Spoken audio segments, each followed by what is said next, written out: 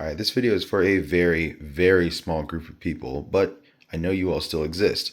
So today I'm going to be showing you how to change the halogen pumpkin turn signals on your Honda CB500F from the 2013 to 2015 generation with the newer LED turn signals that come on the newer models. Now, as you can probably see, based on all the part boxes that are on the table, that I've already started this. And that's true. I have. I'm about halfway done. The reason that is because I like to start and get through most of it and see if it's at least possible before I go through the effort of trying to make a video for it. So what I'm going to do is at least summarize to try and get you guys up to speed of from where I started to where I am now. Your first step is going to be removing this entire left side fairing. To do that, you'll want to put the key in the keyhole over here, turn it, unlock the rear seat, take that off, which reveals the bolts underneath here that holds on the main seat. Take those out, pop your seat off. You don't necessarily have to do that, but it does make it easier to then remove this side panel right here with this bolt and a bunch of other pieces just holding it on. Snap that off and that'll reveal the bolts that you need to take off the left side fairing. Once you have that off, you'll have these two bolts right here holding on the dash. As you can see from here, they're located right here and right here. Once you pop those two out, what that's going to do is loosen the front headlight assembly and bring it down like this. It's going to be pivoting on these two rubber points right here. These are held in with friction, so they may pull out with the headlight. Just make sure you keep track of them or you will lose them. From the point I showed you here where they pivot, there's going to be a cable that comes this way, which you'll have to unhook here using a 90-degree set of needle nose or a little pick to undo the clip in the back. Then it comes along this way and hooks into a connector right here, which clips in right here. Unhook that, and then another connector right here, unclip that as well, and that will allow you to take the whole headlight assembly out. Now that you're at the table here, you'll see you have a blue and an orange connector for your right and left turn signals. This plastic trim piece here is just held on with some clips.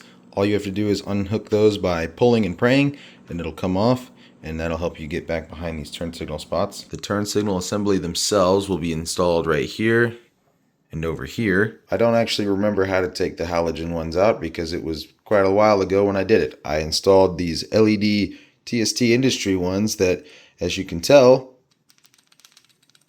should not be making that noise, and they're a piece of garbage.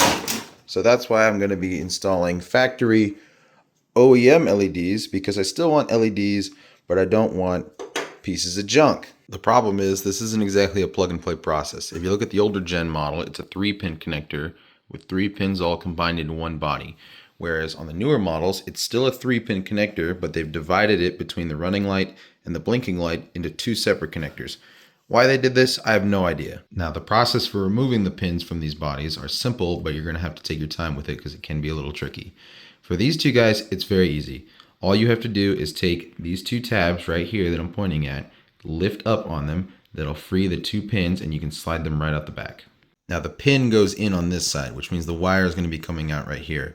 So if you flip it over to this side, you'll notice this slanted edge right here. This probably doesn't exist for you because this is where I cut a piece out so that I could actually fit a pin down inside here and get that little bitty tab. Move it right here. You can see that there is a tab down there, and that's what you want to push to the left and get the pin so that you can pull it out of the back here. Once you get all 3 pins unhooked and pulled out of the bodies, you'll be left with something that looks like this. Now, this 2 separate connector process is what you're going to do to get the pins out of the newer turn signal.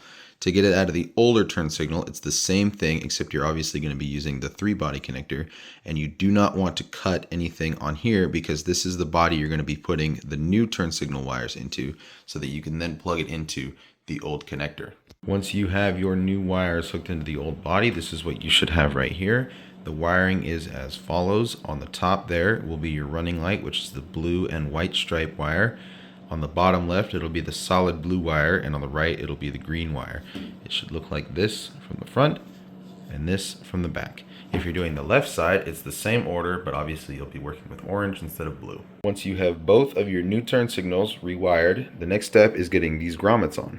I'm sure there's a better, quicker, and more efficient way of doing this, but the way I've found to put this on is to just slide it in part way and take a pick or small screwdriver and pray, because this is a pain in the ass. If you look on the inner end of the turn signal, you'll notice a small notch there on the bottom of the threads. That notch is designed to fit in with this groove here on the grommet. If those grommets are installed incorrectly, that will mean that you will have to put the orange turn signal on the blue side and vice versa.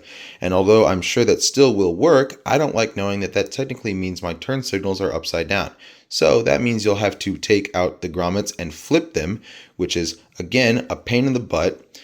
And it's also exactly what I just did. The next step is going to be to take your turn signal wire and feed it through this hole, because the hole next to it is for the screw. There's a bracket here that goes into the grommet once you have the wire through. You're going to want to do this after you have the wire through, because the connector cannot fit through that gap. There is a washer that goes right underneath that screw, so make sure you put that on between the head of the bolt and the bracket. But once that's on, the gap that was here before is no longer there. Obviously, there's still going to be some play because it is just the rubber grommet actually holding it to the headlight assembly. That is totally normal. This is what you should end up with. Go ahead and plug your connectors back in and orient them inside however you see fit. This is a completely optional step, but I like to wrap it in electrical tape just to give it an added layer of protection. Once your bolts are tight and your wires are connected, you can go ahead and add this plastic piece back on. Once you've installed that piece, this is what you should be left with, which is now ready to go back on the bike. Slide your connector piece in through this side of the forks. Once the connector's through, go ahead and slide your headlight assembly right back up into its place. Once that's bolted back down, go ahead and snap your connector right back into place here. Once this connector and this connector are connected back up, you are now able to go ahead and use the lights.